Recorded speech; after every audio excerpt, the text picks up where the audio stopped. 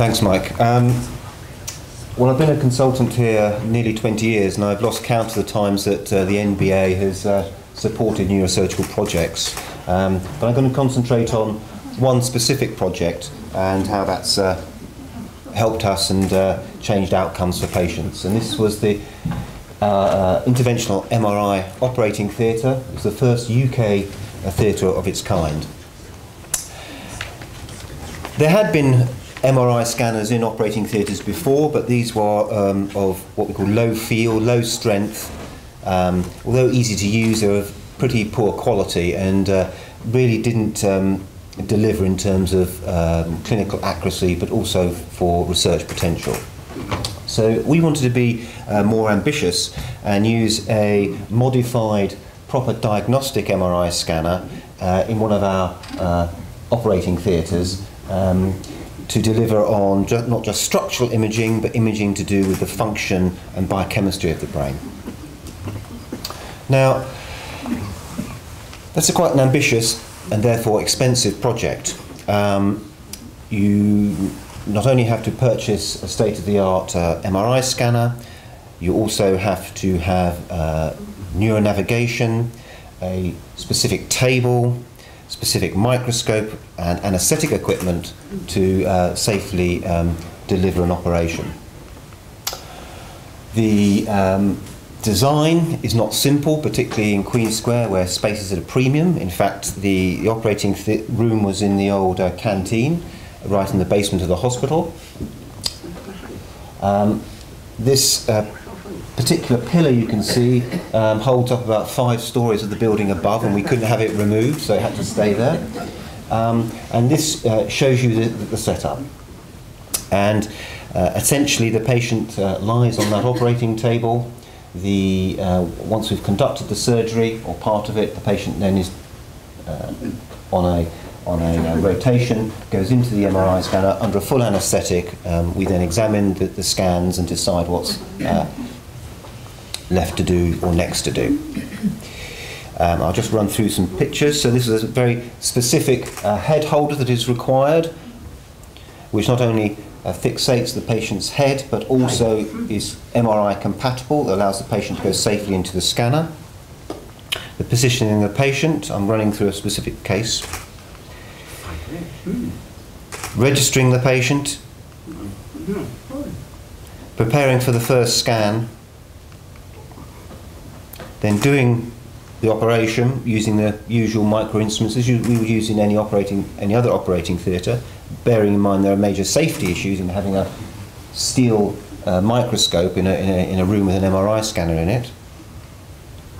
Using all the usual state-of-the-art neuronavigation under the microscope, and then we have to prepare for the interval MRI scan.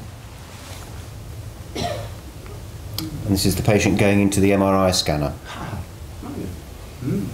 And thereafter, we have to decide what next to do.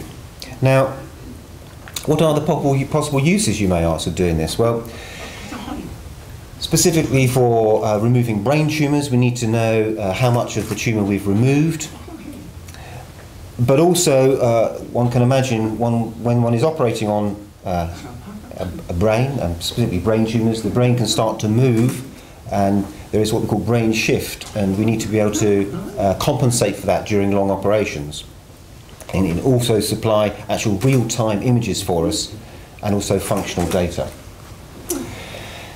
So in Queen Square there's been 3 principal areas of use. One is in brain tumour surgery, and I'll mention that first of all. And then secondly, in epilepsy surgery, headed up by Andrew McAvoy. And thirdly, in deep brain stimulation for movement and other functional disorders, headed up by Marwan Hariz and Ludwig Zrinzo. Now, looking at brain tumours first of all, studies have shown that maximum safe surgical resection have shown increased survival in patients. And intraoperative imaging techniques which can maximise that, such as IMRI, have been developed. And such we can now attempt to perform major resections on these tumours, which are demonstrated here, that large white area in the brain. This is one of the scans we take during the operation. and such that post-surgery we have a scan such as this, which shows a complete removal of the tumour. I've mentioned the brain shift, and I won't go into that in any detail for the sake of time. However, when we looked at our first 100 patients, our first year's patients, there were 42, quite a modest number to begin with during this early ramping up phase. And we looked at the various types of operations which had been performed. When we specifically looked at the tumour cases, there was a variety of pathological diagnoses. The operations do take longer, but not that much longer than you would imagine. There is a transfer time to get the patients into the scanner, and there is the scanning time. So every single scan probably adds a half an hour to the operation. So using the IMRI, we've been allowed to, in these areas, look at residual tumour on the first scan, and you can see in this early experience, in 66% of the cases, we decided actually we could do better, we could do more. It's also allowed us to measure very accurately tumour size, both before surgery, during surgery and after surgery, and we think that going forward this is going to help in prognostication for various brain tumour surgery trials, rather than what's happened before when the surgeon thinks, oh yes, I've removed all the tumour, or I've removed some of it or most of it. We want to quantitate the resection. And the number of scans can vary. It's quite frequent. You might do 2 or even 3 MRI scans during the operation. Just a couple of examples. This is a 23-year-old who suffers from seizures occasionally, but was noted to have this small cortically based tumour. You can see that white area on the brain. This is just to show you an example of a scan we take during the surgery, which shows a complete resection. This is another case. This is someone who has what Naomi mentioned earlier, a brain metastasis, a tumour which is spread from somewhere else in the body. This is the tumour which we think we've removed at surgery, and the post-surgical scan done during the operation confirms that. And that's most important because it means then the patient goes straight on to have their further treatment without having delay and worry about has the tumour been successfully removed or not. Moving on to epilepsy surgery, the operations take longer. It's quite technical in terms of the amount of brain that is removed to help remove the epileptic focus. And there's a number of periods during the operation when the scans are of most relevance. During a standard temporal lobectomy, which is an operation performed for temporal lobe epilepsy, there is a problem in that although we can remove the epileptic focus, quite often the optic tract, that is to say the fibres which supply vision to the brain, can be damaged. And so during this operation, to successfully remove the epileptic focus, you can cause a problem. We think that the incidence of visual field defects from this operation was about 40%, depending on the centre. And it was very frustrating because in many cases this banned the patient from driving after the operation, despite the fact they were seizure-free, which was extremely frustrating.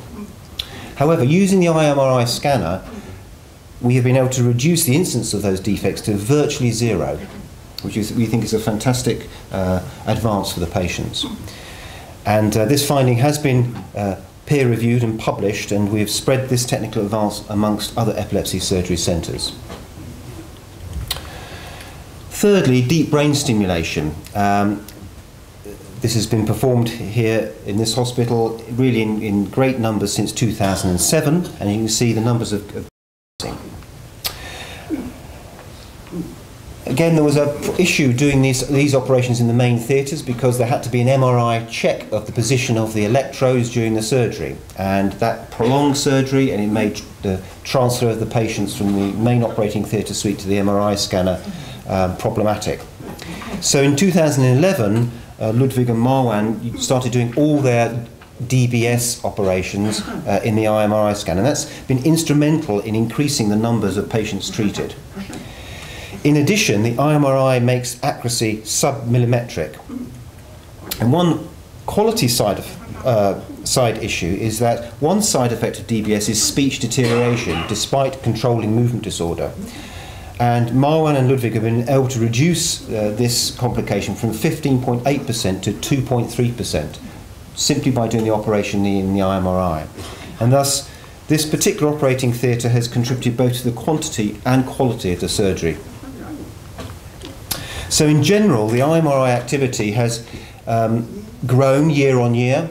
We've currently treated 641 patients in this new operating theatre, and we believe it's allowed us to push the technical boundaries to treat more patients and to perform better surgery. However, if you get a new kitchen in your house, you want to refurb all your rooms, and we need some new theatres. Our 4 existing theatres are treating more patients year on year, and these are currently being refurbished over the next 6 months. We're going to get 2 new operating theatres built by the end of next year, and so that all 6 theatres will be up and running by April 2016, all work which is being supported by the MBA.